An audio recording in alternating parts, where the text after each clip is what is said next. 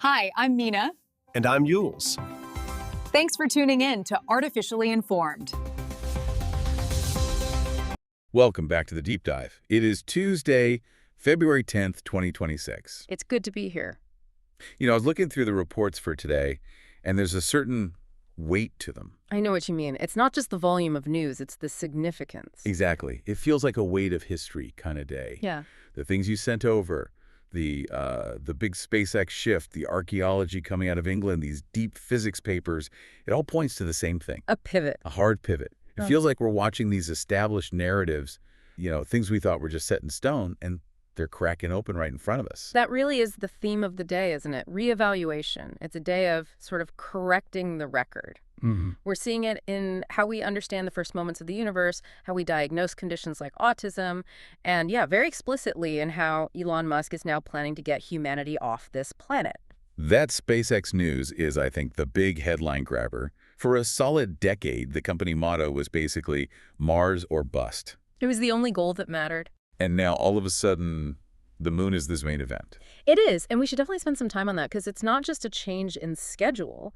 It's a fundamental rethink of the physics and really the logistics of long-term survival in space.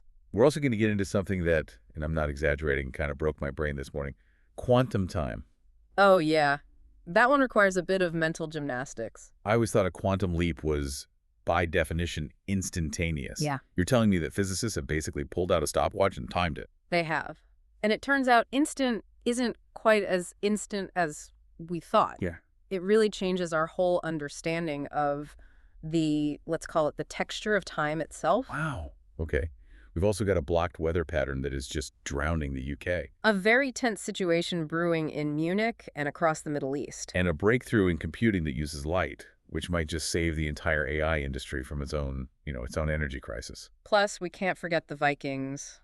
Ivar the Boneless. The man, the myth, and now it seems the mound. Let's get into it. And I think we have to start with the cosmos. Let's do it. Okay, so take me back. The Mars or bust era. For years, the official line from SpaceX, from Musk himself, was that the moon was a distraction. A dead end, even. He was very vocal about it. The grand goal was to make humanity a multiplanetary species, and in his view, the moon just didn't count. It was a cul-de-sac. Right. It was seen as this huge resource sink. If you spend a decade and billions of dollars building a moon base. That's a decade you aren't spending terraforming Mars. That was the core logic. Yeah. But if you look at the announcement today, this city on the moon concept has gone from a maybe one-day idea to the absolute critical path. So what's changed? I mean, did the laws of physics change or did the politics change? It's a bit of both. But let's start with the pragmatic side of it. This is really a case of engineering reality winning out over sci-fi idealism. Okay. To go to Mars, you are committing to a 6 to 9 month transit, one way. Once you fire those engines for the Mars injection burn, you are on that path. There is no U-turn. No calling for roadside assistance. None. So if your life support system, your CO2 scrubbers, your water recycler, if any of those have a 1% chance of a critical failure, you die. It's a purely binary outcome, success or failure. Whereas the moon is 3 days away. It's the ultimate testing ground. So the new strategy is basically, let's break all our equipment where we can still get an Amazon delivery from Earth, metaphorically speaking. Right, where you can still come home. But what specific tech needs this kind of testing? It's all about ISRU. In situ resource utilization. I've seen the acronym everywhere, but let's unpack what that actually means on the ground. We're not just talking about solar panels, are we? No, not at all. We are talking about industrial chemistry in the most hostile environment imaginable. Go on. To get a crew home from Mars, you physically cannot, carry your return fuel with you from Earth. The rocket would be so massive you could never get it off the launch pad. The tyranny of the rocket equation. Precisely. So you have to make your own gas station on the red planet. That means landing robotic miners, digging for water ice, melting it, running it through an electrolysis machine to split the hydrogen and oxygen. And then you still need to make the methane for the Raptor engines. Exactly. You then have to use the Sabatier process, reacting that hydrogen with carbon dioxide from the Martian atmosphere to create rocket-grade methane.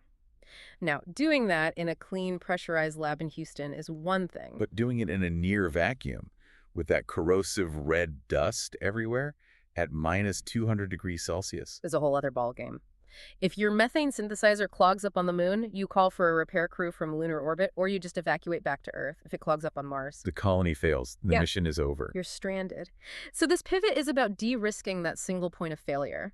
It's about proving the entire closed-loop ecology and the industrial fuel production on the moon first. It's about preventing an extinction event for the first Martian colonists. But you said politics, too. I'm seeing reports here about India's new budget, China's lunar ambitions. Is this a classic case of if you don't use it, you lose it? 100%. We just saw the report that India is officially targeting its own space station by 2035. They're pouring, $44 billion into their space economy? A huge sum. And China has been crystal clear about their ambitions for the lunar South Pole. They're not being subtle about it. Because that's where the ice is. That's where the water is, which means that's where the fuel is. The lunar South Pole isn't just a crater. It is the strategic high ground of the solar system. It's the future gas station. So, if SpaceX and NASA just bypass the moon to go straight for the glory of Mars, they risk coming back in 20 years to find that China or India or a coalition of other nations has established the dominant logistics hub for the next century of space exploration. it's a literal land grab. It's a strategic foothold. A city on the moon isn't about planting a flag. It asserts a kind of sovereignty through occupation. It says, we're here to stay. Well, speaking of logistics and things not going exactly to plan, we have to talk about the International Space Station. Because while we're all dreaming of lunar cities, We're currently struggling to get 4 people off a launch pad in Florida. the Crew 12 delay. Yep, pushed to February 12th now because of weather. And this is just the unglamorous nuts and bolts reality of low Earth orbit, isn't it? We're talking about the Freedom capsule with a really international crew. It is. You have NASA astronauts Jessica Meir and Jack Hathaway, Sophie Adnot from the ESA, the European Space Agency, and Roscosmos's Andrei Fedyev, a perfect example of the kind of cooperation the ISS was built for. What happens on the station when a launch slips like this? I saw the phrase skeleton crew being used. What does that mean in practical terms? It means the science basically stops, or at the very least it slows to a crawl. The primary purpose of the ISS is as a laboratory. Right. These astronauts are going up there with a packed schedule. They're supposed to be running experiments on new pneumonia treatments in microgravity. They're testing advanced methods for space food production. Which ties right back to the Mars survival thing we were just talking about. It's the same problem set. You can't dream of growing potatoes on Mars if you can't even get lettuce to grow reliably on the ISS. So a weather delay on Earth grinds that research to a halt. It does. The station goes into a kind of maintenance mode. The few astronauts on board are just keeping the lights on, running system checks. It's a stark reminder that our entire supply chain to space is still incredibly fragile. It's still at the mercy of wind shear and cloud cover over Cape Canaveral. Exactly. It feels like we're in this very strange transition period. Our ambitions are galactic. We're trying to map the dark energy of the entire universe. But our tools are still subject to a thunderstorm in central Florida. That is a perfect segue, actually. The Roman telescope. Talk about galactic The ambition. Nancy Grace Roman Space Telescope, yeah, scheduled for launch this fall. I was trying to get my head around the scale of its mission. The survey is described as covering 5,000 square degrees of sky. What does that even mean? Okay, so let's try to visualize that. Picture the Hubble Space Telescope. Its view of the universe is... it's like looking through a very, very long drinking straw. So you get this incredibly deep, stunningly detailed picture, but a tiny, tiny slice of the sky. Precisely. You can stare at one galaxy for weeks and see its every detail, but you can't see the whole neighborhood. Okay. Now imagine swapping that drinking straw for a huge panoramic window. The Roman telescope is designed to capture a field of view 100 times larger than Hubble's in a single snapshot, but with the same level of sharpness. It's a wide-angle lens for the deep universe. That's a great way to put it. And its primary mission is to hunt the dark sector. Dark energy and dark matter. Right. We know for a fact that the universe is expanding, but the shocking discovery from a couple of decades ago was that the expansion is accelerating. It's getting faster and faster. Which makes no sense. Yeah, Gravity should be pulling everything back together, slowing it down. it should be. So something must be pushing it apart. A mysterious, repulsive force. We call that dark energy. We have absolutely no idea what it is. So how does Roman find it? It's going to create a massive 3D map of millions, maybe billions of galaxies, charting their positions and how they're moving relative to each other over cosmic time. If we can map the movement with enough precision, we might be able to work backward to understand the nature of the force that's causing it. It's looking for the fingerprint of a ghost. That's a very poetic way to put it, but yes, Yeah. that's exactly what it's doing. Let's go from that massive cosmic scale down to the smallest scale imaginable, the atomic scale. This story about quantum time is the one I really need you to walk me through. This is the new paper on quantum tunneling. Tunneling, right. So, in the weird world of quantum mechanics, particles like electrons don't really have a single fixed position. They exist as a cloud of probabilities. Now, sometimes an electron will encounter a barrier, an energy field, for instance, that it classically shouldn't be able to cross. It just doesn't have enough energy to jump over it. Like a tennis ball hitting a wall. It should just bounce back. It should. But in the quantum world, sometimes the ball just, poof, it appears on the other side of the wall. That's tunneling. And for decades, the assumption, the core belief, was that this process was absolutely instantaneous. Zero time elapsed. It was here, and then it was just there. A literal instantaneous leap. But these physicists, I believe it was the Max Planck Institute, they managed to construct a kind of quantum clock. How do you do that? They used a very specific type of light interaction to measure the delay between the electron hitting the barrier and appearing on the other side. And they found one.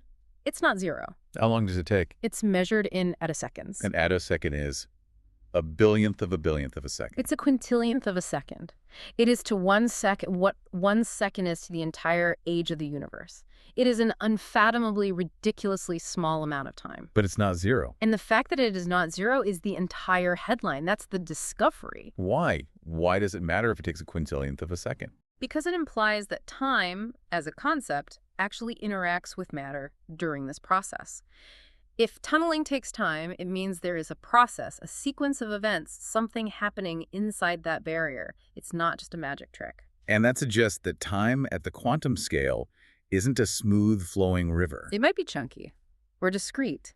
Like pixels on a computer screen. That's the popular analogy, yeah.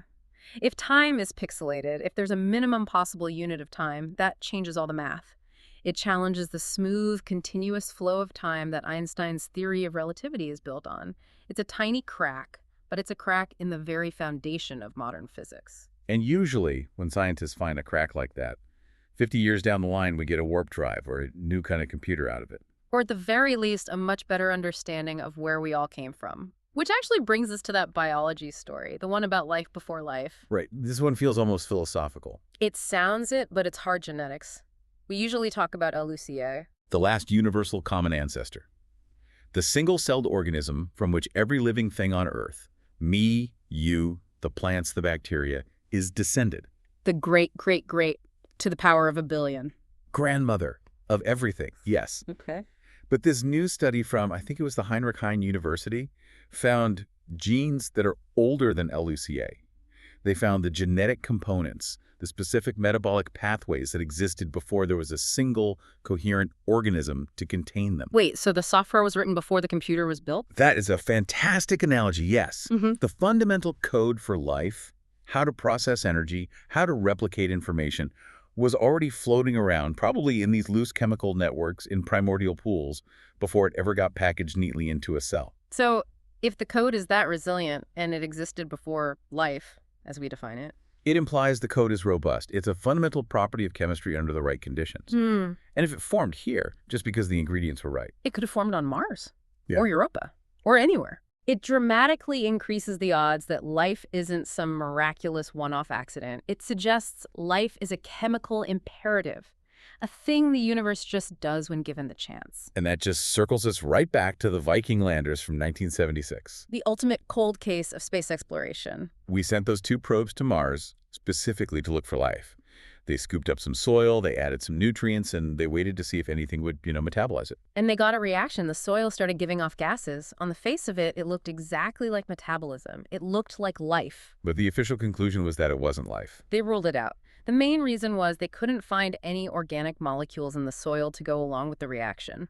So they chalked it up to just weird, exotic soil chemistry, something to do with perchlorates in the Martian soil. But now people are saying we need to look at that data again. With 50 years of hindsight, yes.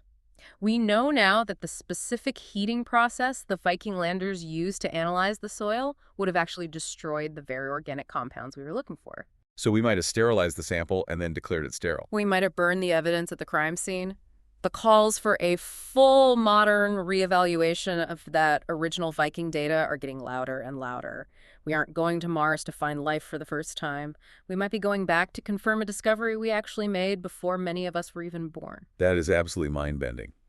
But while we're talking about rewriting the fundamental rules, let's pivot from physics to something that feels very next century, but is happening in data centers right now. We talked about quantum time, but there's a breakthrough in computing that is just as sci-fi, computing with light. Yes, this is parallel optical matrix multiplication, or POM. POMMM.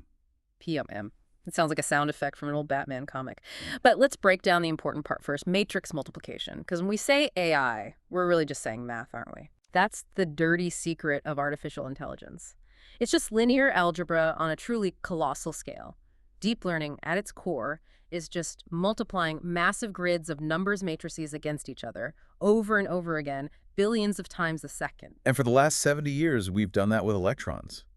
We push electricity through tiny silicon transistors on a chip. And electrons have mass. They bump into things. They experience resistance. And that resistance creates heat. That is the fundamental bottleneck of all modern computing. The thermal limit. Exactly. It's why our data centers are boiling oceans of water for cooling, and why the latest NVIDIA chips are the size of dinner plates with these enormous heat sinks on them. We are hitting a physical wall in terms of what electrons can do efficiently. So enter the photon. Enter the photon. Light has no mass. It doesn't have resistance in the same way. This new POMM technology essentially replaces the electrical current with beams of light. It performs those massive matrix multiplications by having light waves interact with each other rather than by flipping billions of tiny electrical switches. And the result is that it's faster. It is exponentially faster, but that's almost the side benefit. The main advantage is that it's cool. Literally, it removes the heat generation from the core of the calculation. This is the kind of hardware unlock that could allow AI models to scale up another 100 times without needing a dedicated nuclear power plant for every data center. Well, speaking of scaling up, the business of AI is, I think, bonkers might be the official technical term. We have to talk about these valuations. They are staggering. Anthropic, one of the main competitors to OpenAI, is reportedly raising $10 billion at a $350 billion valuation. Let's just pause on that. $350 billion. To put that into context, that is roughly the entire gross domestic product of a country like Hong Kong or Chile. For a company that, really didn't even exist in its current form a few years ago. It just reflects those intense capital requirements we just talked about. To compete at this level, you need tens of thousands of those super expensive chips. You need the energy to run them. You need the world's top talent. The market is making a huge bet that whoever wins this artificial general intelligence race will essentially own the future economy. And it's not just them. Runway, which is an AI video startup, just raised $315 million at a $5.3 billion valuation. The amount of money pouring into this space is just historic. It really is. And the CEOs are feeling their oats. We saw that quote from the Databricks CEO today saying that SaaS, software as a service, isn't dead, but that AI will make the old model irrelevant. It's a bold claim, but you can see the logic. The SaaS model was all about buying software to help you do your work. You buy a subscription to Salesforce to help you manage your clients, or to Adobe for editing photos. That's a tool. It's a tool. The new model that he's describing is buying AI that does the work for you. You don't need a tool to help you organize a spreadsheet. You need an AI agent that analyzes the data, writes the summary, and sends the email on its own. So it's a subtle but massive shift. It moves software from being a tool in your hand to being a sort of digital employee in your computer. Precisely. But it's not all sunshine and stock options in the AI world. We're starting to see the friction points in everyday life. For example, ChatGPT is starting to roll out ads. A reality check finally arrives. Even the biggest, most advanced AI tools need a sustainable revenue model beyond just subscriptions. Those computing costs are enormous, especially when you're still using those hot, inefficient electron-based chips. So it's probably inevitable. Oh, completely. But it definitely changes the user experience. It moves it from feeling like a magic oracle to feeling more like a search engine with a banner ad. And governments are trying to catch up. India just dropped a hammer. They're ordering social media platforms to remove deepfakes within 3 hours of being reported. 3 hours is an incredibly aggressive timeline. That sets a major global precedent. Usually, these kinds of regulations will say something like 24 hours or in a timely manner. 3 hours basically implies automated takedowns. Which means using AI to fight AI. It has to be. It shows that governments are really done waiting for tech companies to self-regulate. They see the clear and present danger of AI-driven misinformation, especially in a country as large and diverse as India, and they're demanding immediate action. Then there's the human cost. Yeah. This new study came out showing that the highest rates of burnout are actually among employees who embrace AI tools the most. It's being called the productivity trap. It's this deep paradox of efficiency. You get an AI tool that helps you do your work faster. Let's say writing a report now takes you 10 minutes instead of an hour, so what does your manager do? Give you 5 more reports to write. Exactly.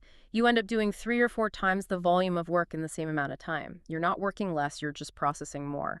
It's a classic case of a tool that promises liberation, leading to a new form of exploitation. And we can't ignore the physical supply chain. We are apparently facing a memory squeeze. High bandwidth memory chips, HBM. These are the specialized, super fast memory chips that are absolutely essential for running these large AI models. They're stacked right next to the processor. And we're short on them. Desperately short. Reports are saying this shortage will likely last until at least 2026. The demand from the AI sector has completely outstripped the global manufacturing capacity. It's the new toilet paper crisis, but for silicon.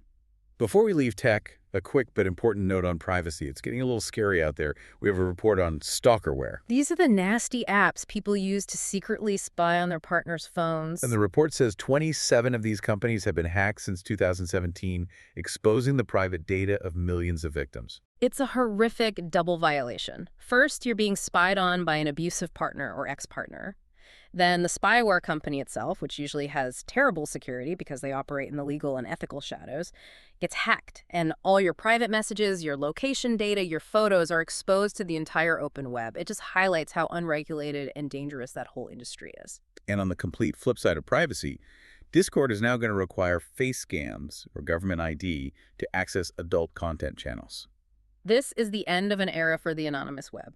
Discord was built on the idea of anonymity. You were just a handle, a username.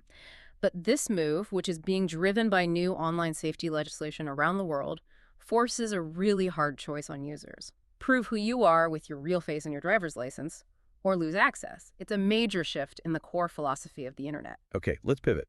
We've been looking up at the stars and deep into the silicon. Now let's dig down into the dirt. Archaeology.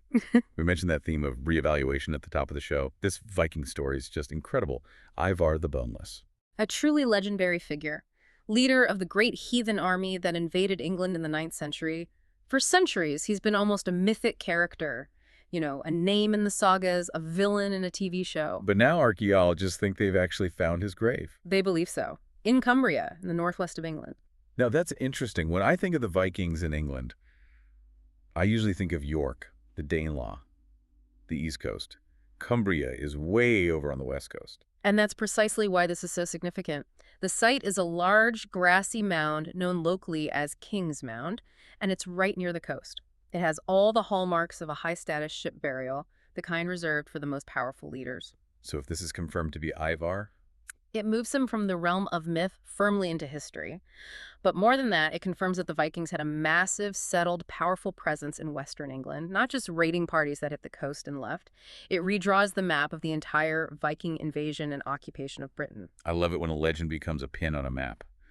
Speaking of myths being rewritten, let's talk about Easter Island. Rapa Nui. The story we were all told, the one I remember from Jared Diamond's book, Collapse, was ecocide. The ultimate cautionary tale. They cut down all their trees to transport and erect the giant Moai statues. They destroyed their own environment, the ecosystem collapsed, and they all starved or descended into cannibalism. It was the perfect metaphor for our modern fears about environmental destruction. It fit the narrative perfectly, but the new science says that narrative is wrong. So they didn't cut down all the trees. Oh, they did. The deforestation was real. But the societal collapse didn't happen because of that. The new research, which looked at climate data from lake sediments, shows there's a massive sudden climate shock, a severe drought that hit in the mid-1500s. But the crucial discovery is that the society didn't collapse. They adapted. They developed incredible new agricultural techniques like rock mulching to conserve every drop of soil moisture. They changed their rituals, their social structures. They survived. So it's actually a story of incredible resilience, not one of self-inflicted stupidity. Exactly. It seems we projected our own fears of environmental collapse onto them. The reality is they were incredibly ingenious at surviving a climate crisis that, by all rights, should have completely wiped them out. That feels like a much more useful lesson for us right now. It might indeed. One more quick artifact before we move on. A Bronze Age scarab amulet has been found on an island. The report is a bit vague. Is this off the UK coast? The exact location is being kept under wraps to prevent looting, but it implies the UK or somewhere on the periphery of the Mediterranean. But the key detail is where it's from. Egypt. It's an Egyptian scarab. It traveled at least 1,000 miles to get where it was found. In the Bronze Age. We're talking 3,000 years ago. We constantly underestimate them. This is hard proof of sophisticated long-distance maritime trade networks connecting these vastly different cultures. We think of globalization as this modern invention, but ideas, goods, and people were moving thousands of miles across open seas thousands of years ago. And just to confirm that ancient seafaring tradition, a father and daughter out for a walk in Norway found 3,000-year-old rock art. Just outside Oslo, yeah. Wow. Carvings of ships and footprints. It proves that the Viking culture of the sea, which exploded 1,000 years later, didn't just appear out of nowhere. The connection to the ocean, to seafaring, is deep in the cultural DNA of that entire region. All right, let's move from the weather shocks of the ancient world to the ones happening right now. Segment 4. Climate and weather. And the UK is wet. Very, very wet. Endless downpours is the headline I saw. But it's important to understand this isn't just a lot of rain. It's a specific phenomenon, a blocked weather pattern. Okay, explain that. What exactly is blocking it? So think of the jet stream as a fast-flowing river of air high up in the atmosphere. Usually it zips weather systems along from west to east. A storm comes, it rains, and then it moves on. The normal progression of weather. Right. But sometimes the jet stream gets kinked into a big, looping, stagnant shape. It often looks like the Greek letter omega. When that happens, it creates a massive zone of high pressure that just sits there. It acts like a brick wall in the atmosphere. So the low-pressure systems, the rainmakers, they just crash into this wall and get stuck. They get stuck. They can't move east. So they just sit there and rotate in place, dumping all of their moisture on the same unfortunate location for days or even weeks on end. And that is what is happening to the UK and parts of Western Europe right now. And the impact. Over 90 flood warnings are in effect in the UK. The ground is completely saturated, so any new rain just immediately runs off. Rivers are bursting their banks. It's a clear example of how atmospheric stagnation can lead to extreme events. And it's not just the UK, is it? We're seeing extremes everywhere. All over the globe. In Japan, the northern island of Hokkaido is buried under 2 meters of snow. They've had to deploy the military just to dig people out of their homes. In Colombia, 80% of the state of Córdoba is submerged by flooding. And in Mozambique, it's a true tragedy, with reports of over 200 deaths from recent floods there. We are seeing these simultaneous, record-breaking events all over the planet. It's the loading the dice effect of climate change in real time. And there's a chemical spike that might be driving some of this. Methane. This is, to me, arguably the most worrying piece of climate news today. We've known that methane levels in the atmosphere spiked sharply after 2020. The initial assumption was that it was all just from human activity, leaky natural gas pipelines, agriculture, and so on. But this new data suggests that's not the whole story. Not even close. It suggests we've triggered a natural feedback loop. What kind of feedback loop? Wetlands and flooded fields, like the ones we're seeing in Colombia and Mozambique right now, are basically biological methane factories. Microbes in the waterlogged soil break down organic matter and release methane gas. As the world gets warmer and wetter, these wetlands become more active. They release more methane. Which is a powerful greenhouse gas, so it warms the world further. Which makes the wetlands even more active and release even more methane. It's a vicious cycle. And worse, there's evidence that the atmosphere's own ability to break down methane has decreased. So more is going up and less is being taken out. It suggests nature itself is starting to take over the warming process from us. It's a sobering thought. We also have a resource crisis hitting Cuba right now. Mexico has apparently suspended oil shipments. And the consequences were immediate and severe. Cuba is canceling international flights because they have run out of jet fuel. It's a stark illustration of how fragile energy independence is for an island nation, especially one under heavy sanctions.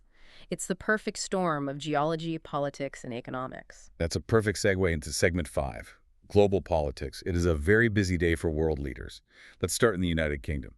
The Prime Minister, Keir Starmer, is having a rough week. That's putting it mildly. He's facing a significant leadership challenge, or at least the very loud rumblings of one. And the catalyst seems to be this controversy around Peter Mandelson and his connections to the Epstein scandal. Right, and specifically private messages related to that, which were apparently published or leaked by the health secretary, Wes Streeting. It's being called the coup that never was. It seems Starmer's allies are rallying around him to shut it down, but the stability of the Labour government is clearly shaken. I mean, when you have senior cabinet ministers leaking each other's private messages to the press to try and clear their own names, it's a sign that the ship is taking on water, and it's a huge distraction from dealing with the actual floods happening outside their windows. Let's cross the channel to Germany. The Munich Security Conference is underway, and the mood seems tense. The official report from the conference organizers uses the phrase wrecking ball politics, and that's a direct, though unnamed, reference to President Trump. And the theme this year is that the Transatlantic Alliance is a bicycle repair shop. What does that mean? It means it's not a sleek, self-driving car. It's something that requires constant, messy, hands-on maintenance just to keep the wheels from falling off. There is no autopilot anymore. It's a reflection of Europe realizing, perhaps for the first time in a serious way, that it needs genuine self-reliance. They can no longer just assume that the U.S. will be the ultimate guarantor of their security. And back in the U.S., President Trump is making moves. He's now threatening to block the Gordie Howe Bridge. That's a brand new, massive trade artery with Canada. Blocking it would be a huge economic blow. He's also reportedly shutting Democratic governors out of White House meetings. And there was an interesting note in the briefings about Tulsi Gabbard. Yes, she appears to be back in favor, specifically regarding her support for his claims about the 2020 election. The political landscape is definitely being reshaped. Shifting to the Middle East, Israeli Prime Minister Benjamin Netanyahu is in Washington. Visiting President Trump at the White House. The public focus is on Iran and the situation in Gaza. But on the ground, things are escalating. We're seeing reports that Palestinians are accusing Israel of de facto annexation of the West Bank through a series of new property and planning regulations. And Iran seems to be making a strategic move on the nuclear front. They are. They're floating a proposal suggesting a compromise where they would agree to dilute their stockpile of high-enriched uranium if major economic sanctions are lifted. Is that a genuine offer of a deal? It's a leverage play. It's a signal. But at the exact same time, they are arresting more reformist politicians back home. So it's a classic talk peace abroad, crack down at home strategy. They're trying to relieve the immense economic pressure from sanctions while simultaneously tightening their domestic political control. And briefly on Ukraine and Russia, we're hearing a grim new term, busification. It's a piece of very dark humor from Ukraine. It refers to forced conscription, where military police are literally grabbing men off the street and putting them on buses to be sent to training centers and then the front line. It's a sign of the severe manpower crisis that Ukraine is facing right now. Meanwhile, diplomatically, you have Russian Foreign Minister Lavrov stating that Russia won't attack a NATO country unless it's provoked, while French President Macron is calling for greater European military autonomy.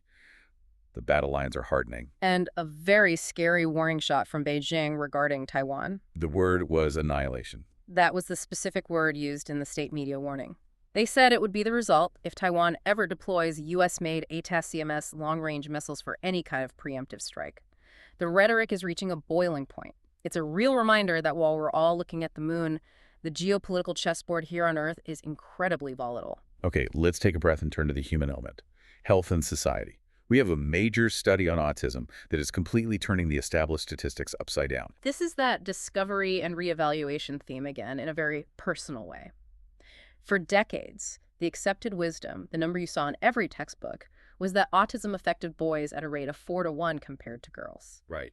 This new, very large-scale study says, no, the real ratio is likely close to even, 1-to-1. So where did the huge discrepancy come from? Why were so many girls being missed?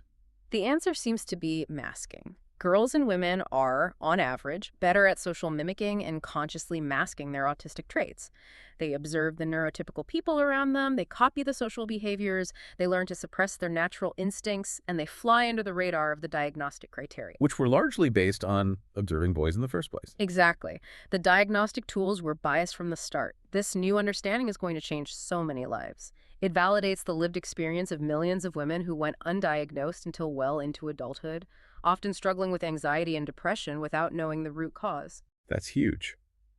We also have some interesting news from the world of cancer research. It's about cells called neutrophils. They're a type of white blood cell. They're the foot soldiers of your immune system, usually the first responders to an infection.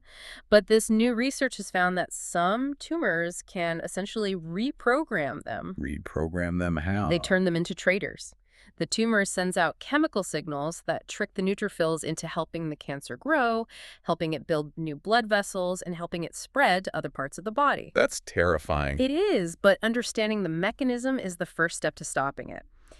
If we can develop a drug that blocks that reprogramming signal, we could have a whole new class of cancer therapy. We could turn those traitors back into loyal soldiers. On a much lighter note, a quick health tip for our listeners. Eat your tomatoes. Lycopene. Yes, a new study focusing on older adults found that higher intake of lycopene, the antioxidant that makes tomatoes red, significantly reduces the risk of severe gum disease. So you're saying pizza is officially a health food? I think we can endorse that, yes. Finally, in this segment, the Jeffrey Epstein saga continues to unfold. Ghislaine Maxwell is now invoking the Fifth Amendment. In congressional hearings, yes, she is refusing to answer any questions. At the same time, her lawyers are hinting that she is hoping for clemency from President Trump.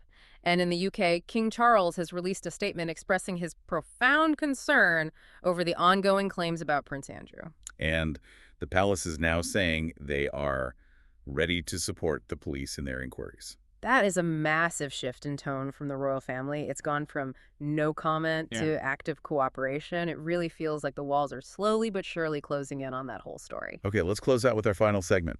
Culture, sports, and the human spirit. The 2026 Winter Olympics are in full swing. And the visuals this year are just stunning. The ESA, the European Space Agency, is sharing these incredible high-resolution photos of the venues taken from orbit. And on the ground, drones are capturing angles of the athletes in motion that would have been impossible just a few years ago. It's a technology showcase as much as it is a sports showcase. But the athletes are always the real story. Team GB's snowboarder, Mia Brooks.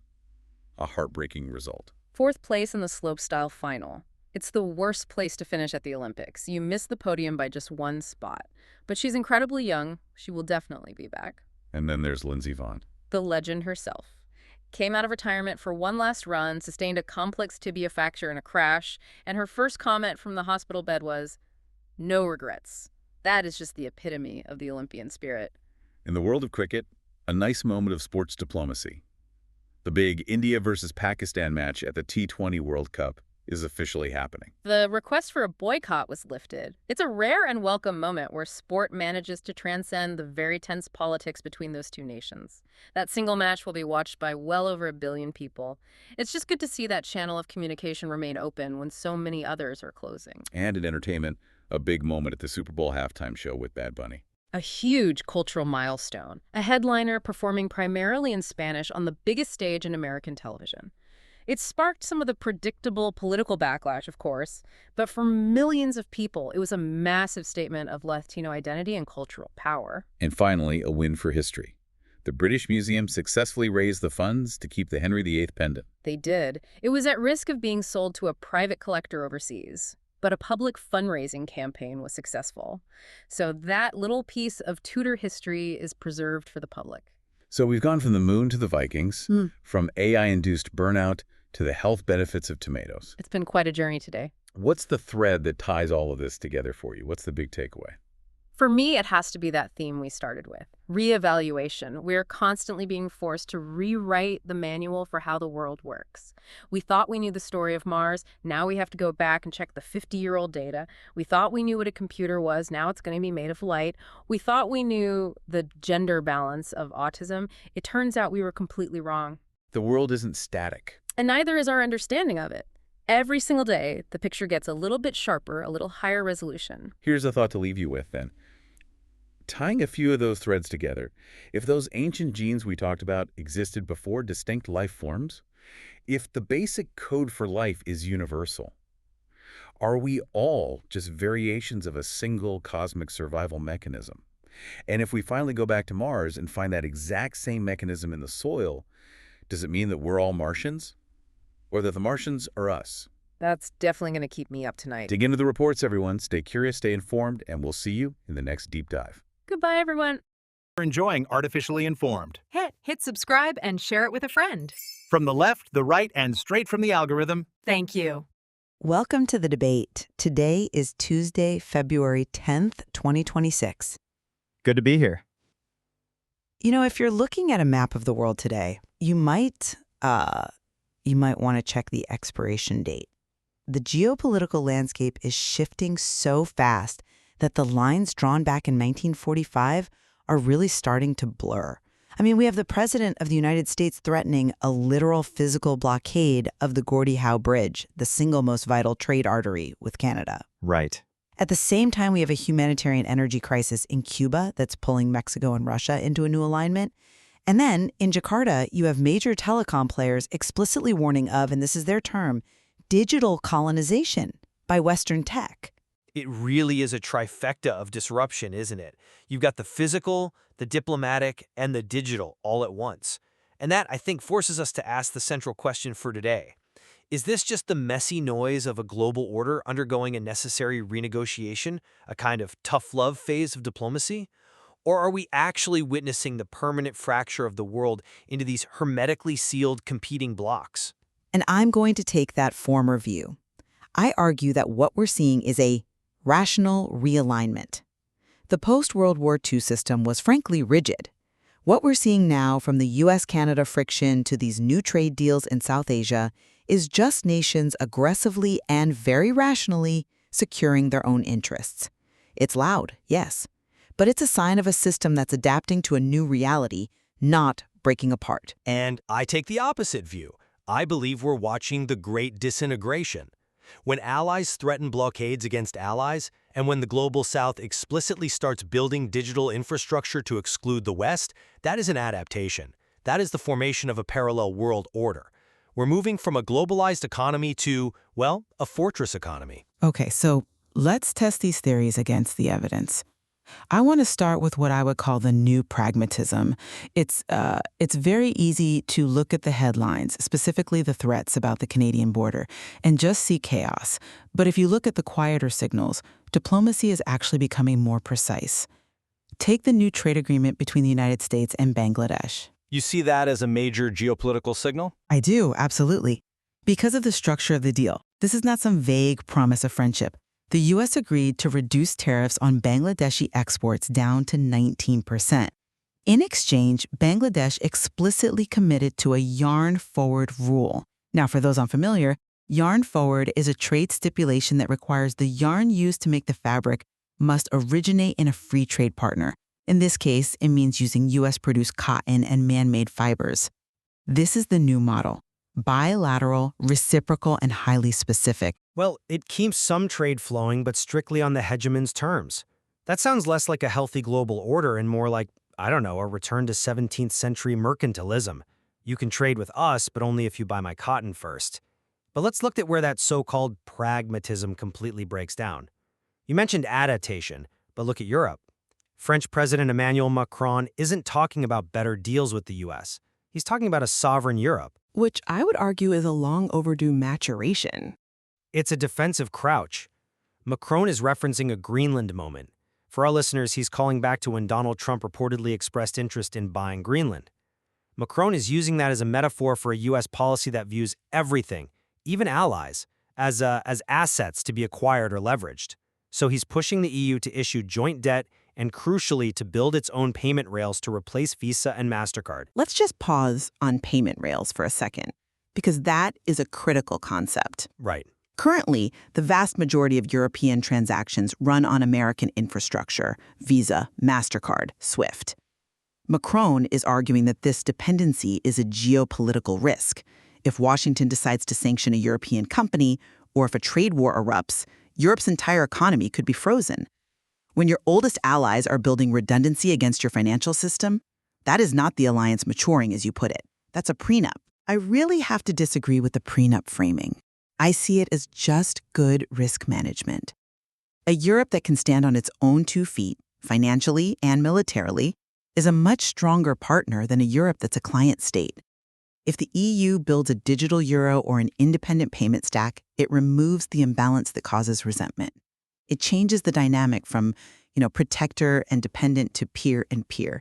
That stabilizes the West in the long run. It doesn't break it. That is an incredibly optimistic spin on what looks a lot like a divorce. But if we want to talk about real fractures, we have to look away from the Atlantic and toward the global South. You call it a realignment, I see active rebellion. The story coming out of Jakarta is absolutely critical here.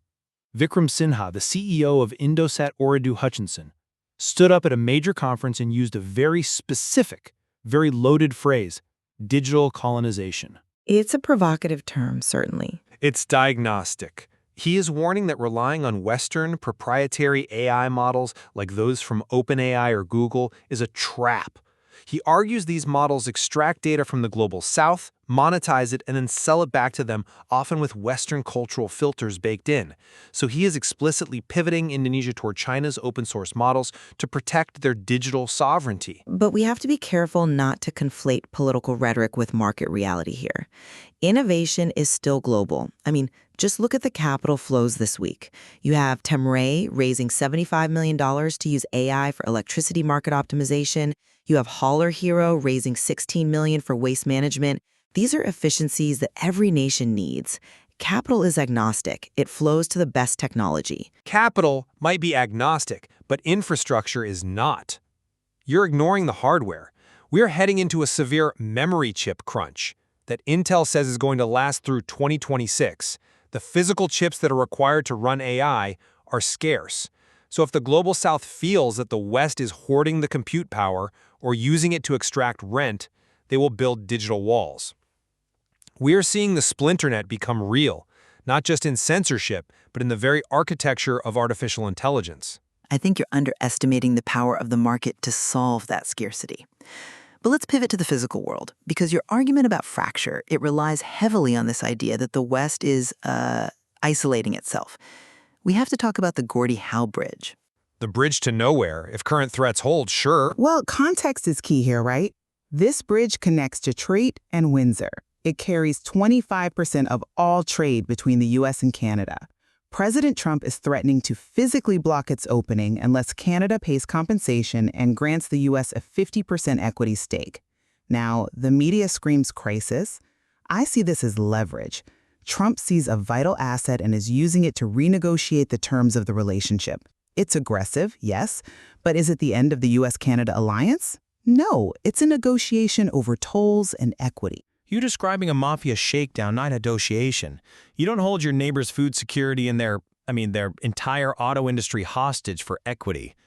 This destroys trust, and we know it destroys trust because we can see the reaction. Maninder Sidhu, Canada's trade minister, isn't just sitting there. Reports indicate Canada is actively seeking free trade agreements elsewhere. They are diversifying away from the U.S. because the U.S. has proven itself to be an unreliable partner. That is the very definition of a fracture. Diversification is just smart policy for any nation, regardless of who's in the White House. But let's look at where this fracture is supposedly most severe: the global South and the sanctions regime. You brought up Cuba earlier. The situation in Cuba is a tragedy, but geopolitically, it's a bellwether. The energy crisis there is profound. We're at a point where foreign airlines can't even refuel on the island because of U.S. blockades. But look at the response. It hasn't toppled the regime. Instead, it has triggered a counterblock. Mexico, under President Claudia Sheinbaum, has broken with the U.S. position. Mexico is providing aid, yes. That's humanitarian. It is more than aid. Mexico initially halted oil shipments, but is now coordinating support. You have Russia pledging aid. You have a regional solidarity bloc forming that explicitly excludes the United States. The sanctions didn't isolate Cuba. They isolated the U.S. from its Latin American neighbors. I think you're misreading Mexico's motivation there. This isn't about sticking it to the gringos. It's about resource nationalism. Look at the other news out of Mexico this week. They just recovered 200 mining concessions from foreign firms. They are prioritizing sovereignty over their strategic minerals. The U.S. is doing the same thing with microchips. This isn't some anti-American bloc. It's a global trend where every nation, Mexico, the U.S., Indonesia, is securing its own supply chains. If it were just about mining, I might agree. But you cannot explain away the Russia-China oil data. This is the smoking gun of the parallel economy. In January, Russia's crude exports to China hit a record 1.86 million barrels per day. They have now overtaken Saudi Arabia as China's top supplier. Which is a shift, I'll grant you, but is it systemic? It is absolutely structural. These barrels are not moving on Western ships. They are likely moving via the shadow fleet, aging tankers that are operating outside Western insurance regimes specifically to bypass sanctions. This means a massive volume of global energy is no longer traded in dollars, no longer insured by Lloyd's of London, and no longer subject to Western law. That is a distinct, functioning operating system that the West cannot touch. I concede the shadow fleet is a significant workaround. However, let's look at the realpolitik of the Middle East. If the world were truly fracturing into these war-footing blocs, we would not see the kind of diplomatic movement we're seeing right now. You mean the violence? No, the back channels. We know Netanyahu is visiting Trump, which is, expected political theater. But look at the reports of indirect U.S.-Iran talks resuming in Muscat. Despite all the rhetoric, despite the axis of resistance talk, both sides are sitting down indirectly to establish some guardrails. Trump appears to want to reestablish a version of the JCPOA deal that he previously dismantled. That shows a desire for stability, not total war. I think you are reading the tea leaves of diplomacy while ignoring the bulldozer on the ground. Look at the West Bank.